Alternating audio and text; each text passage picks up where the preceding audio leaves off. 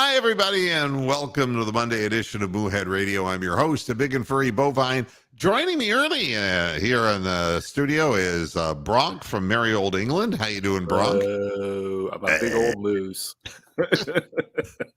You know,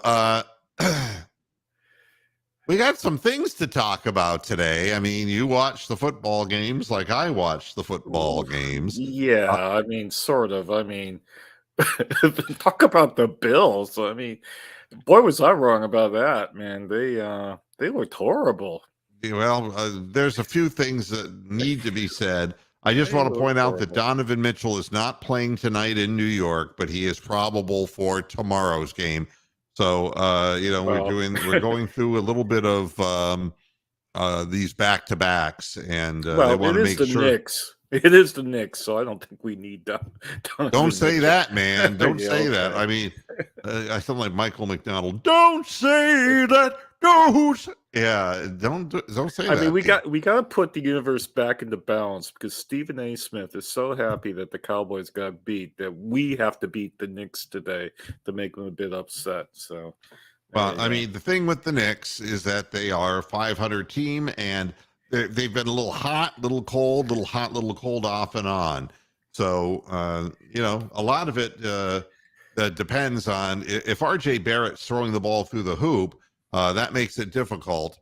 There's just a bunch of things with that team that and we'll see because we're going to again be playing without our leading scorer, and it'll be interesting to see if Evan Mobley brings his A Oh, game. yeah, Uh, where was that from? Jeez. it was a Wow. completely different thing than what we've been seeing, and it leads me to believe that listening to what his brother Isaiah had to say, it's like everyone around him seems to know that he's capable of doing that, but he himself, Evan Mobley, carries himself with such quietude that you wonder how motivated he is and Well, whether maybe it's a he's going to be able humility. to live up to all these things that people are saying Yeah, about him. maybe it's a humility problem. Maybe he's just too humble. No, I just think maybe he's not working hard enough. I mean, he got a Well, tech called on him, and that like flipped the switch on him, I guess. I mean, he's capable of doing it. He proved he's capable of doing it, but you got to be of a mental attitude to be able to do these things. And I don't mean smarts or anything like that. I mean fire in the belly. And we'll find out about that if he can back it up. well, well, he looked like Lou Alcindor from back in the UCLA days. I mean, he just dominated the other night. Yeah. And talking about LeBron James is a matter of games Yeah, away about from 2 weeks. establishing. Yeah, they're saying very easily they're projecting in 9 games if he continues averaging 27 a night like he has this entire season, that he will pass Kareem Abdul-Jabbar as the Yeah, all-time but leading scorer. you know what they say, he's still not better than Jordan. It was funny. I just got off the phone with a dear friend of mine, a Cavaliers fan, and I'll tell you something. It's not just Evan Mobley. We've got a young core of players, and there are Cavs fans who are saying, get rid of Isaac Okoro. We can trade and get somebody now. Okoro is 21 years old, and in the last 4 games, his three is falling, and it looks like the ball has air under it. He's only 21. He was a Wow. 29% 3-point shooter at Auburn. Give him a chance, for God's sakes. He's got a lot of gifts athletically, and on this team, if you can just figure out a way to I mean, between Garland and Donovan Mitchell, there's nobody who's keeping up with these guys. If you camp out in the corner, you could be living. You could make a living doing that. And I would suspect that come trade deadline, I think Evan Mobley is going to be moved. Not Evan Mobley. What am I talking about? Karis LeVert is going to be moved. I don't think they're going to hold on to Karis LeVert. And what they're going to get in return, God only knows. But, again, you stop and think about the possibilities for the Cavaliers with Garland, Mitchell, and if Mobley is really capable of bringing what he brought the last game night in, night out. Yeah. And Jared Allen is no slouch. You put a fifth guy on the wing who can knock down 42% of his 3-point shots. And man, you got a hard team to beat here. And thank you, Christopher. I love you, Christopher. I love you. He's on from 9 to 11. He kept his hand in, good for him. Probably being retired is kind of a drag. Look at me, it's like, I'm Sandra D. I want to keep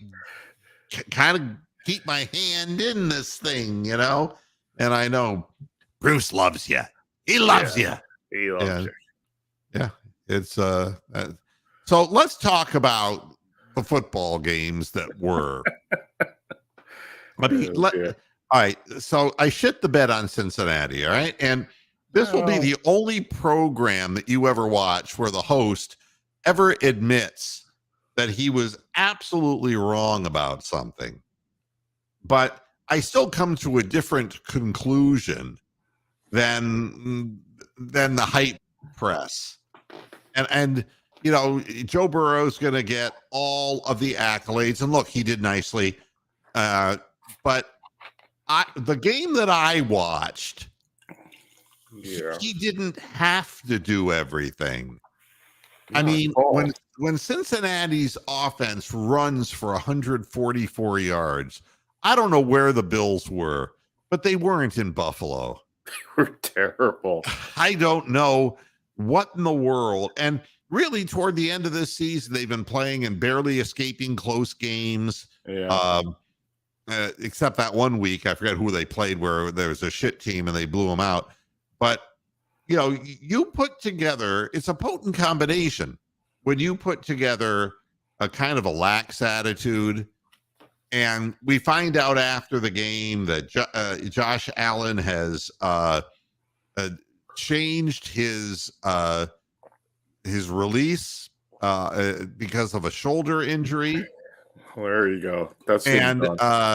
We find that out, but the thing that was shocking was, you look at and let me bring this up because I think it's real significant. Joe Burrow was 23 of 36 for 242 yards. He did not throw an interception. He had an 102 rating. All right. That's a wonderful game. Mm-hmm. But Joe Mixon averaged 5.3 yards per carry. Samaje Perine, he 4.7 yards per carry. I mean, in a snowy field, they were running the ball really pretty much at will. I got the number wrong. 172 yards rushing. Wow. For the Cincinnati Bengals on that snowy field. The Buffalo Bills on their home field, they're supposed to be the ones who like snow. 63 yards. The whole fucking game. Now, Josh Allen was 25 of 42 for 265 yards. He was intercepted once, but and only a 68 rating. But the bottom line is Josh Allen had to do everything on a day where, hard cut fast receivers are slowed down by slippery, slick, snowy conditions.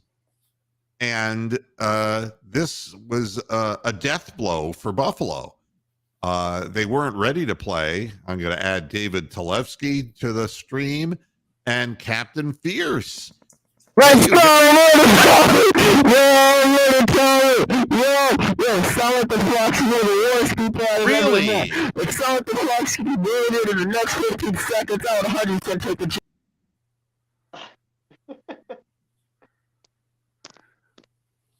Brilliant, wasn't it?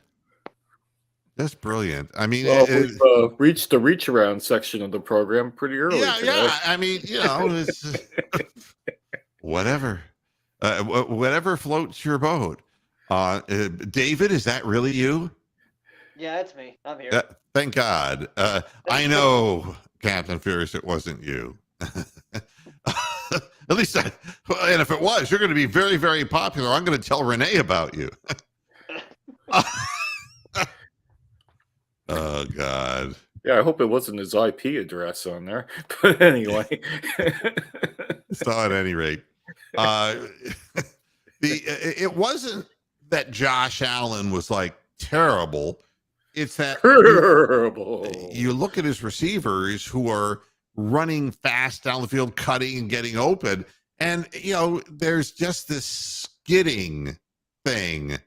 I mean, every completed pass looked like the receiver was running very gingerly. Let's just put it that way. Very hard. Even the touchdown pass that Jamar Chase caught, not the fluid running guy. I mean, the field was just difficult. It was a tough track. Did you see Stephon Diggs lash out at him at the end of the game? No. Yeah, he did, yeah. Yep. Well, I know that he was, the team was frustrated, but you know something? When a team comes out and scores 14 points in your field and is literally, just making big plays down the field, they weren't ready to play. No, not at all. We see the Browns do that so many times. That's just it. And here's my thing. Like, the main problem I see with Buffalo, they expect Josh Allen to just bail them out of everything. The offense is way too focused on him. I think there's truth to that. And I'm going to do something here. Uh-oh. Okay, David, speak up again. You were a little low on your level. Try it now. You hear me? Try it again. How about now? Oh, that's lower. That's lower. Okay. All right. Just stay where you are and just make sure you speak up because we love your intelligence. It's in such rare supply in this program. Yeah. Double P is saying that he left the locker room with his belongings before the coaches made it to the tunnel. Duke Johnson, who of course doesn't play these days, brought him back to the locker room. Obviously, lot of upset players, and I understand that, but you don't show up, and you know that the Bengals are going to stand up and take full credit for that, as they should.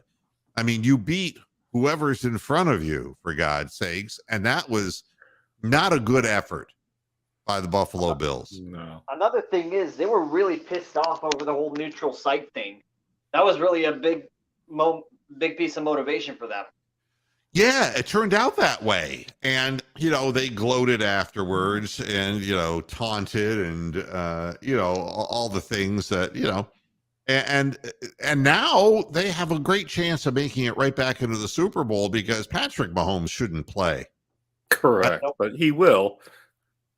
Well, I'll tell you something. A high ankle sprain would sit him down for the rest of the year anyway. It should do. I mean, I broke my ankle 8 months ago, so yeah, I know all about it. Yeah, and, the fact of the matter is they did a computation on him, and he has thrown like 133 passes out of the pocket, rolling out. That's what he does. Zero. After that injury, zero. Yeah. Yeah. So he was stuck in the pocket. That's not what he does. He didn't have the ability. You saw him try to do one of his little sidearm throws, but he couldn't plant and he couldn't twist and move. Yep. And in the cold weather, of course, it only gets worse. And to be honest with you, I don't see. And I told everybody last week I didn't see a a chance in hell that Cincinnati was going to win with an offensive line with 3 non-starters playing. Well, that's exactly what I thought too. But hey, we can both be wrong at the same time. That's the deal. Is you got to have people who are ready to play, and then you got to have people.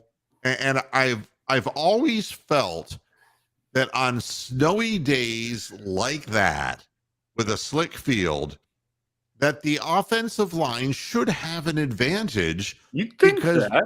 Yeah. they know where they're going. Yeah, you think that. And the defensive ends, the pass rushers can be handled in such a way because they can't make their quick, fast cut moves. And Cincinnati just ran the football. And I don't think Cincinnati's a great running team, but No.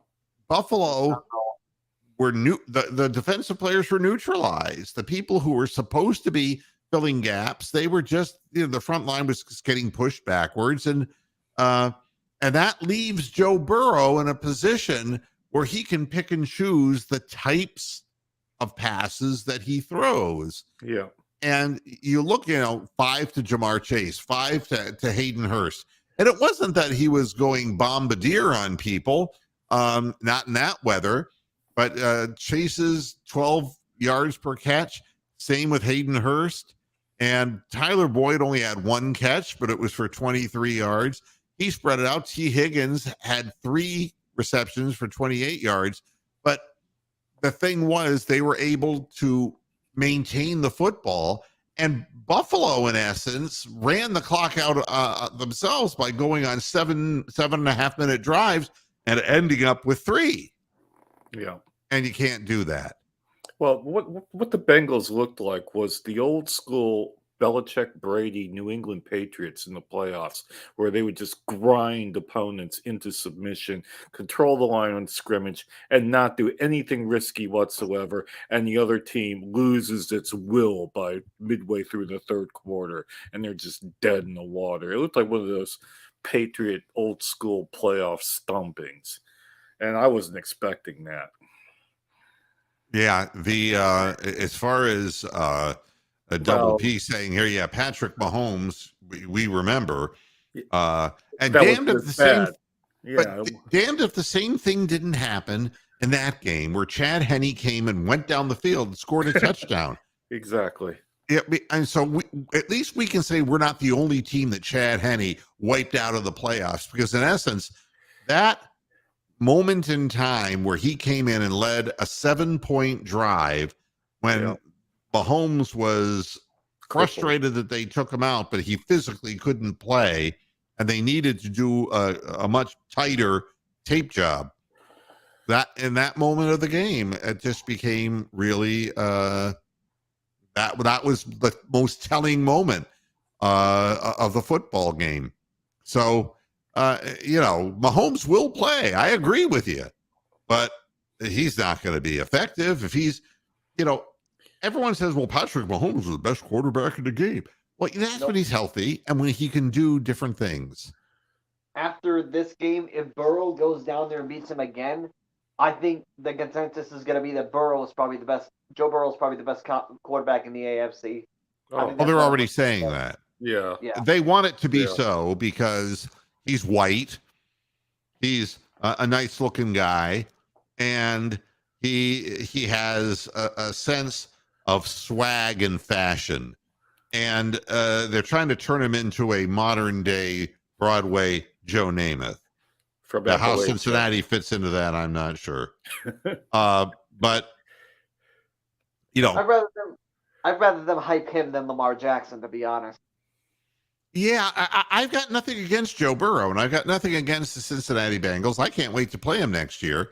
I want to see, with a real defensive coordinator in Cleveland, what we're able to conjure, and with a real quarterback who's ready to play, and maybe with an extra receiver, what we're able to do as far as, because we've had some pretty good luck against the Bengals, and it's not that I feel that they are unbeatable, and that's what Nobody's unbeatable. Well, see, that's the thing that's so frustrating about that game yesterday was the Browns were able to control the line of scrimmage against the Bengals like 4 out of the last 5 times we played them easily. And we know what our team is like. So that's why I figured Buffalo was going to do the same thing, and they didn't. So, I mean, next year with Schwartz, I mean, he's going to have hopefully healthy linebackers to work with.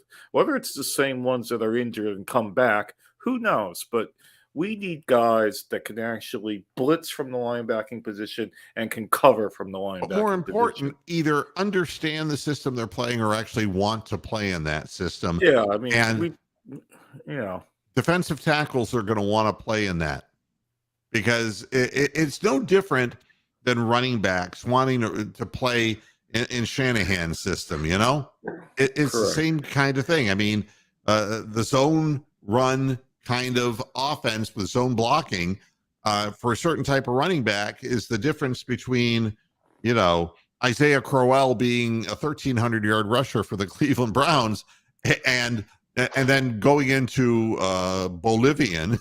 I'm sorry.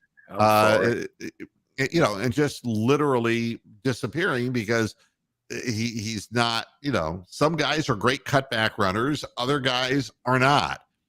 And, you know, so getting off the Cincinnati game, because I see that as being, you know, the Bills just weren't ready to play.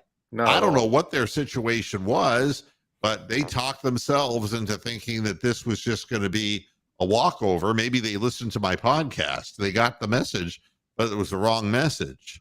I'll tell you what annoyed me as well was when Cincinnati was driving and they dug out DeMar out in the booth to get the crowd going when it was like Cincinnati was on like the 3-yard line, you know, to try to hype the crowd to stop the Bengals. I thought that was really kind of on the edge of tastelessness. Yeah, manipulative, and you know, that kind of sucked for me. Yeah, I can tell you one thing: the fans who went to that game can't be very happy campers. Then you got the Dallas Cowboys losing to the 49ers. And, you know, you're not going to hear me Stephen A. Smith it up because, you know, it's already been done. Although Jerry Jones, I can't stand him. And I'm happy every time he loses, whether it's a playoff game, whether it's a regular season game, whether it's another December collapse, whatever it is. I don't like that guy. But, I mean, I just never have seen Dak Prescott as anything special. Correct. And for some reason, Jerry Jones has married him to the organization. And you know, the guy threw 2 interceptions and should have thrown 4. Yeah. He literally put the ball into the hands of 2 linebackers, or maybe it was a safety and a linebacker, who dropped the ball. But he was late getting the ball to where it was going, and guys were stepping in front. And I mean, you know, those 2 interceptions play very large in a game that's only separated by 7 points in the end. And for all the talk, you know, about the 49ers and Brock Purdy had an 87 rating. He did fine. They didn't run the ball for shit. I mean, Dallas did what it was supposed to do. I mean, McCaffrey only had a 3.5 yard average. Mitchell, their other running back, only had a 3.6 average. They weren't running the football for shit. But when you turn the ball over twice. Defense. I mean, the Micah Parsons and that defense the Cowboys have, they should be winning more games than they are. You know, it's the offense that's the problem. But Ezekiel Elliott only runs for 2.6 average. You know, they only ran for 76 yards, the Cowboys. And again, if you're expecting Dak fucking Prescott to win games just basically on the basis of his arm, you guess again, that's just not going to happen. And I'm not saying that's the case with Joe Burrow, but you know how much easier it makes a quarterback's life if the defense is so far off balance that they have no idea what's coming next. And that's what was happening. And and Burrow took those opportunities, and he has a nice throwing touch. The one thing I like about Joe Burrow compared to the overrated Lamar Jackson is that his passes are easier to catch. There are some quarterbacks. Yes. Like, I always thought that Michael Vick's passes were hard to catch because he was just winding up and firing them. He could throw the ball for 75 yards in the air, but goddamn, there wasn't any touch. Joe Burrow really has a nice touch on his pass. Yeah, they look soft. I mean, he's the opposite of Derek Anderson and some of the other clowns that we've had. Yeah, rope Brandon throwers. Weeden. Right, Brandon Weeden. Yeah, just what an arm he has that nobody can catch. Dak Prescott is underpowered in the arm department. He was that way coming out of college. And yeah, it's a 4th-round pick or 3rd-round pick out of Mississippi or something. People wish things to be. If they're not, they still wish them to be. And the Cowboys have been an underachieving team. And that's the beginning and the end of that story. The other story that just slays me was the 38-7 game in which, I didn't watch any of that. The Giants, they were who we thought they were. I was in bed for that. Fucking Brian Daboll. I mean, you can't, you can't be serious. I don't understand how that goes down. After the game, he comes up with that crash landing comment. I mean, I got to tell you, it was a Chris Palmer runaway train moment. Wow. I mean, when somebody says to you, geez, what happened there, Brian? And Brian says, well, we had a crash landing. I mean, a crash, all right? It's like it just conjures the image of the runaway train. What does it mean? The runaway train, what's the runaway train? That the players don't listen to you anymore? That the momentum is so far negative that it's irreversible? The runaway train comment by Chris Palmer came back and bit him in the ass, and he disappeared after that. I mean, there was never going to be anywhere to go back. And this one, a crash landing. I mean, so what was the crash landing? I mean, your defense didn't play, your offense didn't play, and Saquon Barkley averaged 6.8 yards per carry, but he only carried 9 times, Brian. And poor Saquon, who's thinking to himself, I'm not trying to break the bank, but, I'm looking for my money. And before the game, Saquon Barkley's great quote was, we got a franchise quarterback here in Daniel Jones. And what I believe is the only way Daniel Jones is a franchise quarterback is if he owns a couple KFCs. Then he is a franchise quarterback. Daniel Jones. I mean, come on, please. 15 of 27 for 135 yards with an interception and a 53.8 rating. Please. And, we're talking about a team that, all right, they had a better season than you thought they would, but they were playing in a terrible division. And terrible. It's crash landings, right, Rick? It results in dead fucking people.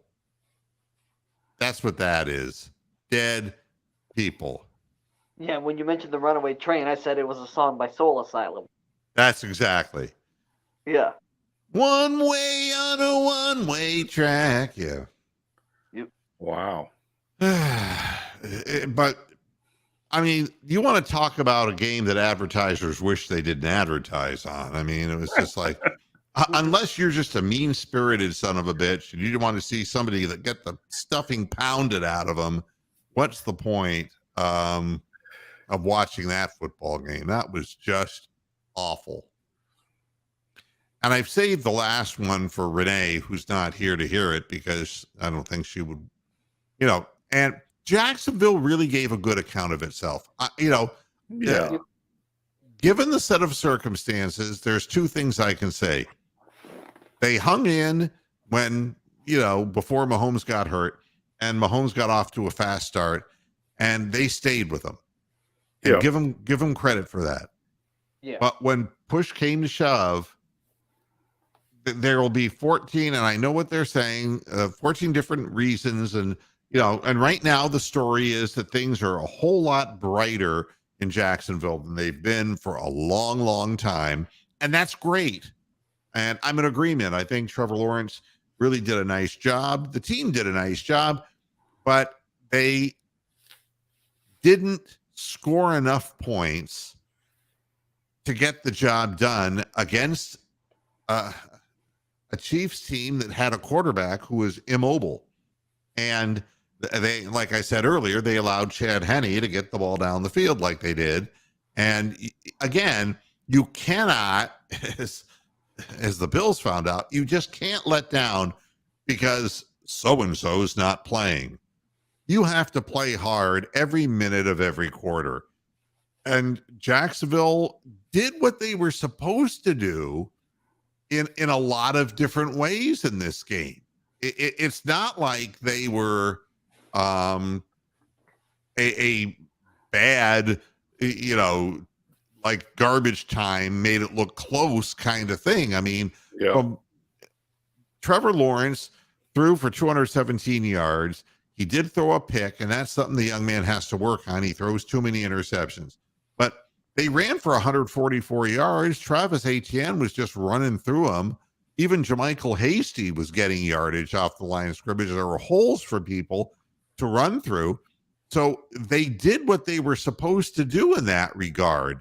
But, and the quarterback threw to Zay Jones 5 times, to Christian Kirk 7 receptions, to Evan Engram, the tight end, for 5 receptions. And he threw to his running backs. He spread it around. He did what he was supposed to do. But Jamal Agnew can't fumble that fucking ball. When they're moving that ball down the field and getting close to the red zone or inside the red zone, you cannot fumble that ball. And this is the difference between winning playoff games and losing playoff games. Oh, and we know all about that too. Absolutely. The people in Jacksonville will say we have brighter days ahead. We have a lot to look forward to. And what I will say to them is Doug Peterson's done a great job. You got a wonderful young quarterback, but let's see. Yeah. The Browns had their year with Baker Mayfield. And they came back the next year, maybe thinking that they were ready for something more, and something changed. Somebody got hurt, whatever the situation is, and everything went in the wrong direction. Yeah. It's easy for a team to have a one-hit wonder season, but to maintain in a competitive league what it requires to make the playoffs, the truth will be told next year and the year after. Anybody could do it once. Yeah. But, I believe we get to play them as well next year. Yeah, yes, and I think they're a fine young team. I'm not bad-mouthing them in any way. But, you had a chance, Jacksonville, when their primary player was crippled. Yeah. And it looked like you turned the corner, and that fumble just fucking took the heart out of that team. And, they sat and watched Chad Henne throw short passes, and then the running game started coming alive for Kansas City, and that was that. But, I mean, a bunch of interesting games. Yep. A bunch of interesting games. And what's going to be the Peter Ellis moment of the weekend then? If I don't really know. I mean, obviously the Buffalo Bills were the biggest disappointment. And it's okay. Wait, we'll do it. Oh, you woke up this morning thinking you were fat and sassy, and that, there were 3 offensive linemen who were starters who weren't playing for the Bengals, and you figured that it would be one man, Joe Burrow. Yeah. I'm sorry I had to do that. And honestly, it wasn't one man that beat you. You got beat. I will explain it to you in the best way possible. A woman is lying on the ground, rolling on the pavement, with her clothes half torn off.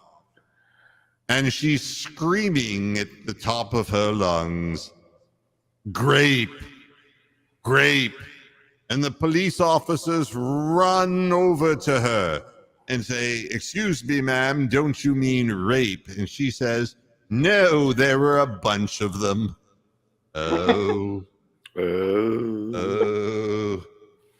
it takes more than one to beat you. And if they were just waiting for Joe Burrow to be the one guy, I mean, there are a lot of players on that Cincinnati team, and they're professionals. It was no different when the Cavaliers came out and lost to a Golden State team where nobody was playing. Exactly.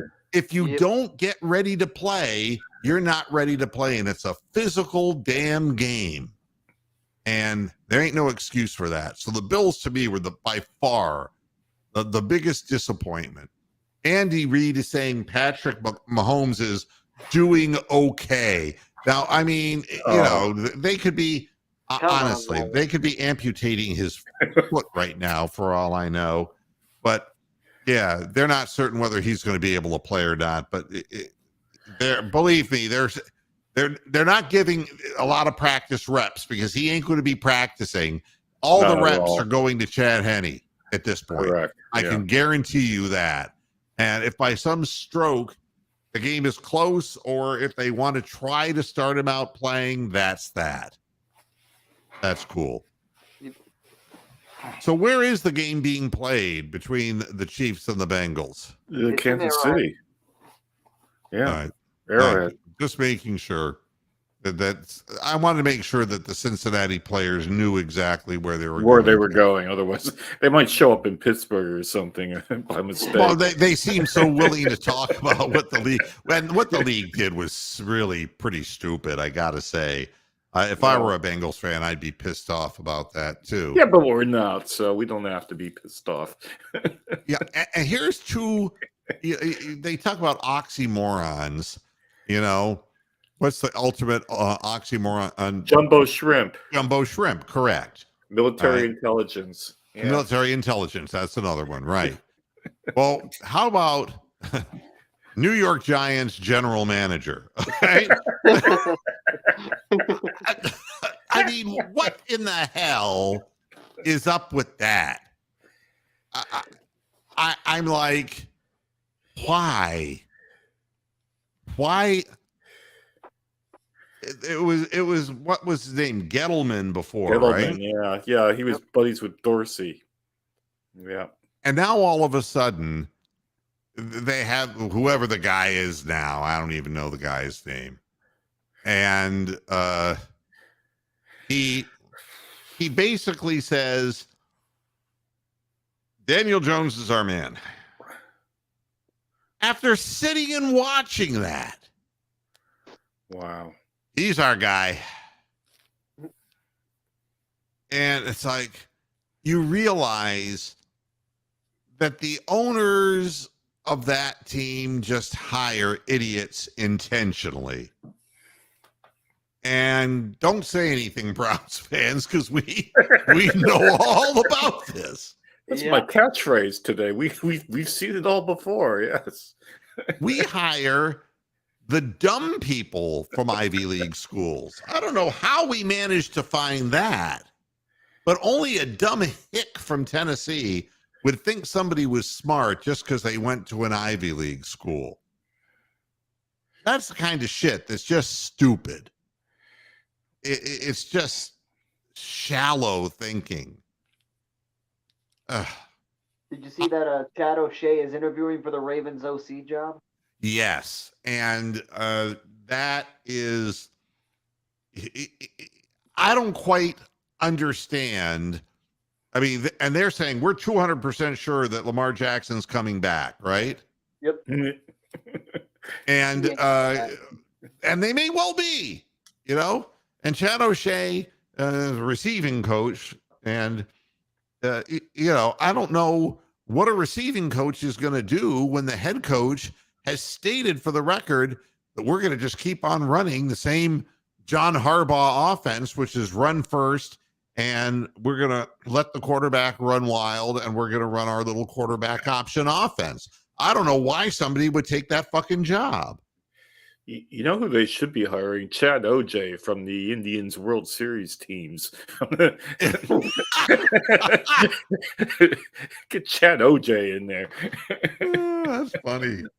Or the fucking OJs. The OJs. Yeah.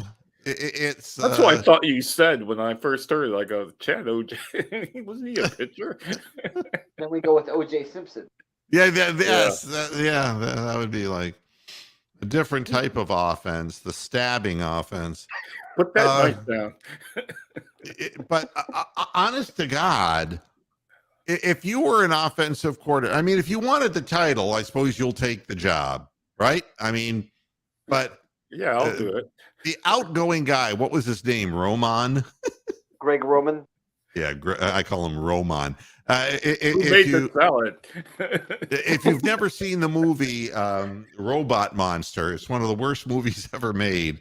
The lead character's name is Roman. And what's really great about it is Roman is supposed to be a space creature. Okay. Robot Monster is the name of the movie. Wow. But it was such a low budget movie that they couldn't make him up properly. So they just said, fuck it. It was a gorilla suit with a fishbowl over his head. And no explanation. It was just that. So, yeah. You're thinking that way reminds me of a Jamaican telling someone to row a boat. Roman.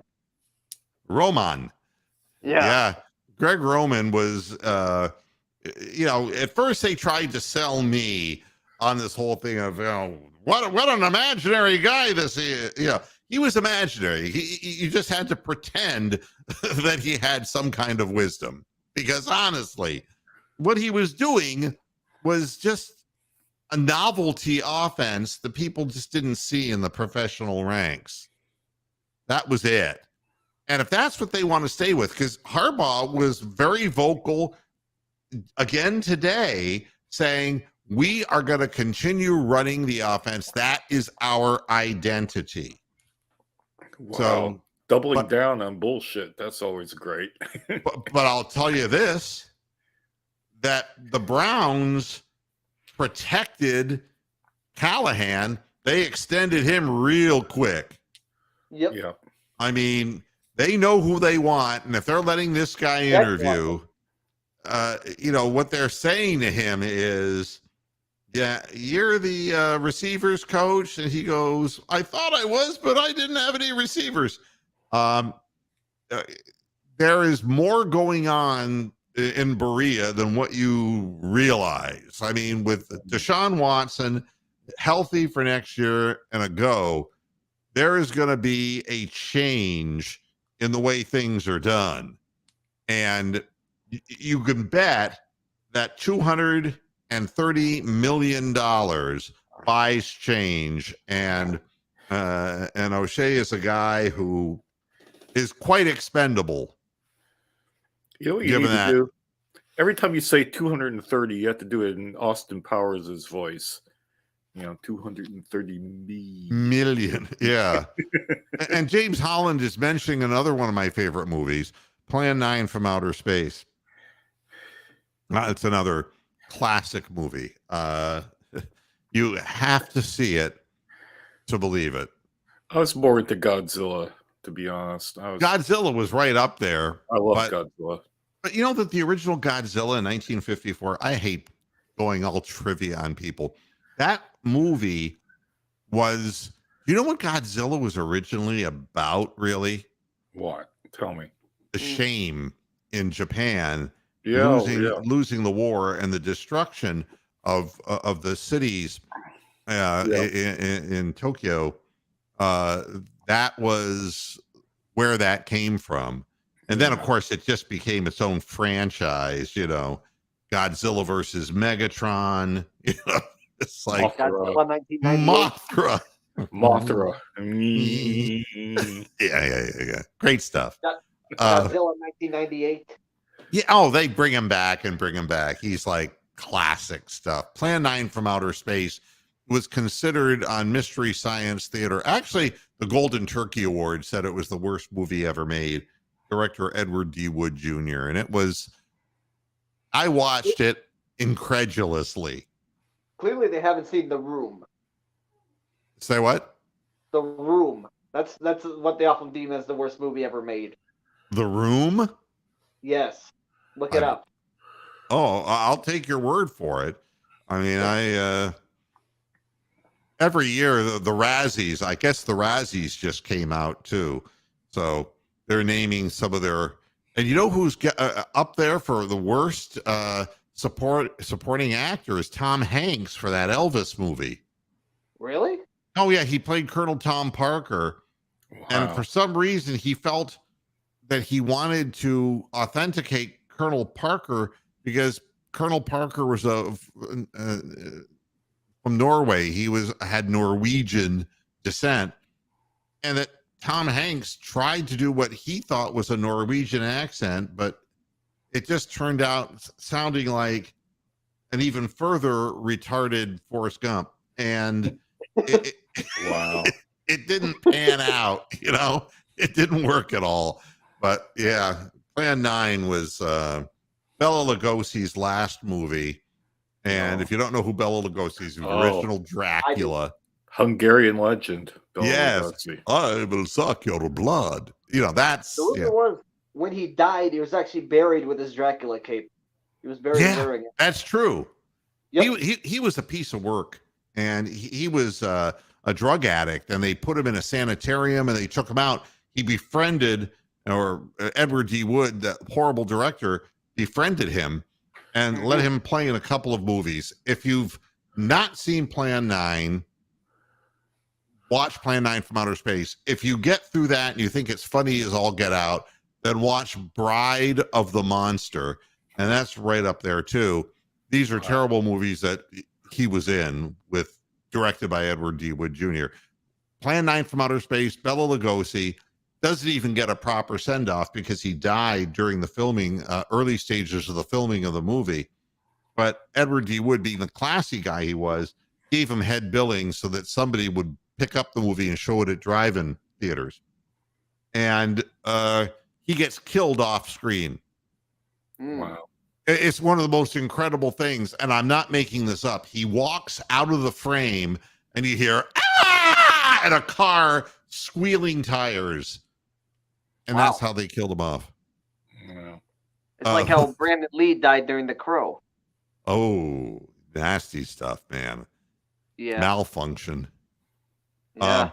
Just curious, Moo, who's better, Daniel Day-Lewis or Al Pacino? Daniel Day-Lewis, significantly. Ooh-ah.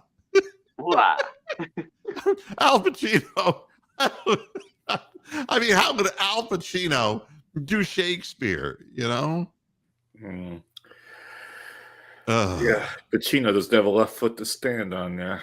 No, Daniel Day-Lewis is remarkable stuff, and I've seen him in a number of movies, and just watch and There Will Be Blood, right?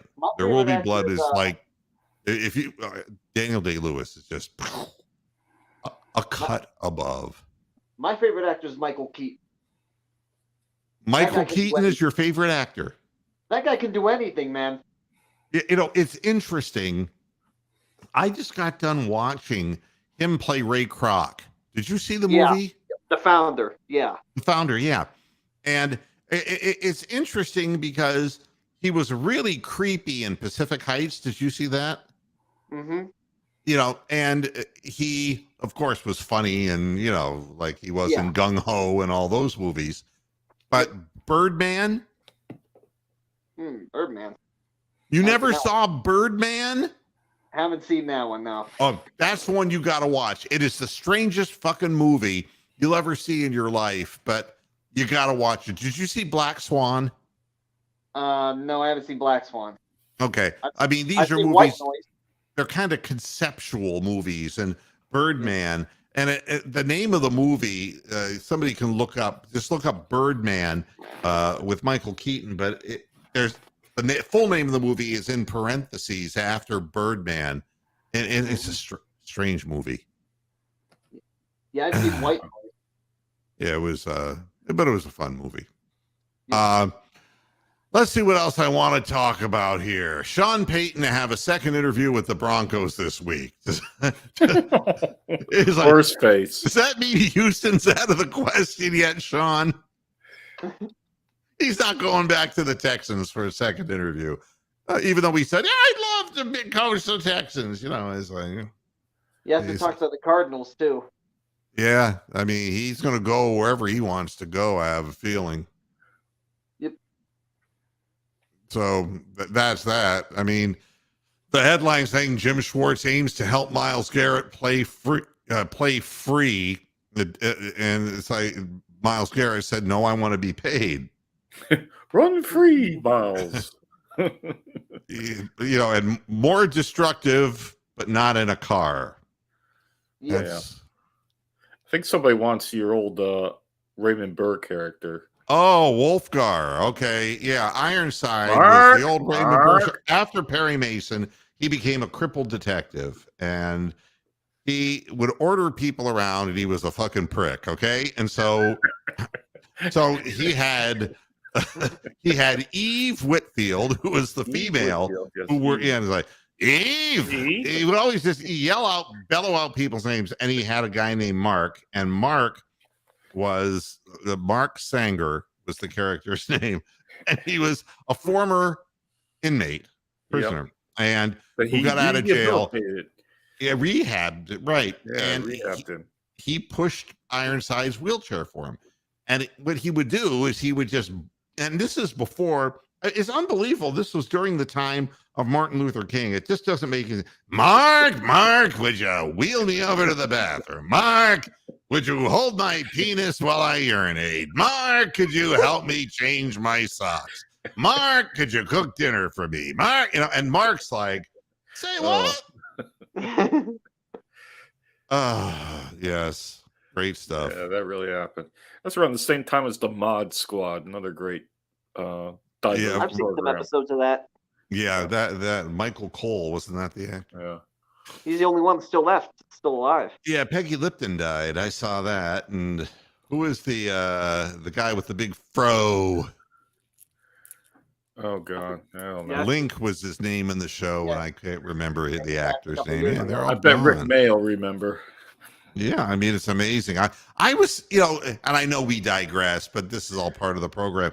I saw a YouTube video of actors who are still alive. Dick Van Dyke is 96. He is. Yep. But there was one, Norman Lear, the guy who was the creator of All in the Family. Like 100 something. 100. Yeah. Yep. I mean, Bob Barker's 99. Yes, Bob Barker. That's right. I mean, it's unreal the lengths of people's lives. And I was just watching this horrible 80 for Brady movie that is coming out. Seen the promos. Yeah, and Rita Moreno's 91 and stars in that movie. It's pretty amazing. But it was shocking to see how many actors were still alive. It's like, oh my God, he's like Robert Duvall's 92. Yeah. Yeah, amazing He's in stuff. his 90s now. Well, Buzz Aldrin got married the other day, and he's 93. Wow, what a spacehead. And the woman's 30 years younger than him. Yeah. Oh, so you'd have to be younger than him. Hey, that's about my age. Clarence Williams III, thank you, Rick May. Thank you. God bless you. I knew he would know. There you go. Oh, oh God. All this trivia, and there's I have such little input as far as athletics are concerned. I picked the goddamn Bills and a wipeout. So I'm just trying to There you go. cover for myself with some kind of arcane trivia knowledge today. So I who's mentioned going to to you win on these Twitter. games? I What- mentioned to you on Twitter. Huh? No, yeah, go I ahead, mentioned to David. you on- yeah, I mentioned to you on Twitter. I think Cincinnati's probably going to win it all at this point. That's Well, just I the mean, they feeling I got. definitely have Well, a real head start in this because They you know, can. does anybody really believe that the Eagles are? I mean, I I get the don't. feeling it's like, okay, Jalen Hurts is having his career year, and it might be their year, but you know, something just tells me that isn't going to hold up. I don't Yeah. know. And the 49ers, you know Shanahan's going to fuck it up again if they get that far. Well, And, I don't know. two things. LeBron James is at the precipice of breaking the all-time scoring record He is. in the NBA. And at the rate he's going, averaging 27.2 points a game, it would take 9 games for him to do it. We did some figuring, and that would put him on national TNT television for the chance to break the record. How's that for a marketing opportunity that the NBA can't turn down? Well, yeah, they can always hold him out at games too if he's not going to, so it's a big game. Be nice if he did in Cleveland or against the Cavs. I'll tell you honestly, there will always be a place in my heart for LeBron James. There has to be. Any Cleveland sports fan, I don't care if you're a Browns fan, the world championship in your hands, Cleveland, because of LeBron James, whether you like what he stands for politically or not, whether you think that he's a bit of a attention seeker with his cryptic messages on social media, whatever you think, he is the greatest basketball player that I have ever seen play. And he is proven to be the most durable and lasting of the bunch. Oh, God, yeah. And just a iconic. remarkable athlete. And, you know, it'll be a pleasure watching him do that. By the way, Kareem Abdul-Jabbar retired at 42. LeBron is 38. Yeah. So, you know, that's a great thing. NBA trade rumors that the San Antonio Spurs would part with Josh Richardson or Doug McDermott, Dougie McBuckets, who's 31 now. They could be available for multiple second-round picks. I don't know what the Cavaliers are going to do. I don't believe that Karis LeVert's going to have a job in Cleveland after this, but it depends what they can find. I have little voices guessing in my ear saying Tim Hardaway Jr. From the Dallas Mavericks. It would be a possibility, or he played. I don't know where he's playing now, but he played for the Mavericks. And I looked him up. He's 30 years old, and he's shooting about 39% from three. He's a guy who can fill it up from that behind that 3-point arc, which is something that unfortunately the Cavaliers just haven't had somebody to really be able to play off the action of Donovan Mitchell and Darius Garland. So, you know, there's those possibilities out there, and it's not real, you know, and of course the Spurs are going to do whatever they can to try to rebuild a franchise that has fallen into big time sub-mediocrity, and it fell off a cliff. As good as they were for as long as they were, it doesn't last forever. And the last thing I wanted to mention is, just so you remember, the NFL draft's 94 days away. And although for the Browns it's 95 days because the first day means nothing. And, you know, but just, you know, whetting your appetite. They have a round 2 pick. They have a round 3 compensatory pick because of the hiring of former Browns VP Kwesi Adolfo-Mensah as their general manager. They get the round 3 pick, a round 4 pick, a second round 4 pick on the trade from the Vikings, a round 5 from a trade from the Rams, another round 5, and a round 6. It ain't real thick, you know? Unless they find a way to trade back into the first round. Yeah, God only knows. No, I mean, they've really painted themselves into quite a corner here. So, at any rate, I am finished with my program today, and I want to thank a bunch of people. I want to thank Bronk. I want to thank David Talevsky. I want to thank the big dick maniac who tried to ruin the program, and and everybody in the chat room and everybody who listens to the program and supports it. Thanks. And I'd like to thank the Academy because them being who they are, I love the Academy.